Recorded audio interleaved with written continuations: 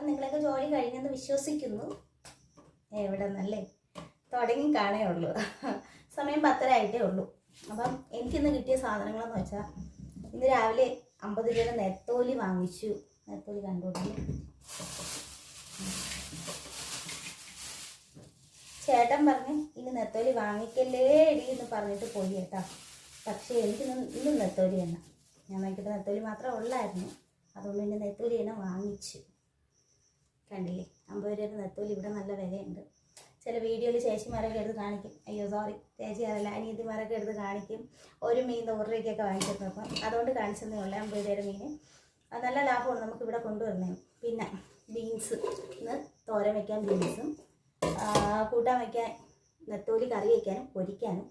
പിന്നെ ഉള്ളത് എൻ്റെ സ്പെഷ്യലാണ്, എനിക്ക് ഭയങ്കര ഇഷ്ടമുള്ളൊരു സാധനം. വേറെ ഒന്നുമല്ല, വെണ്ടയ്ക്ക വിഴുക്ക്. എനിക്ക്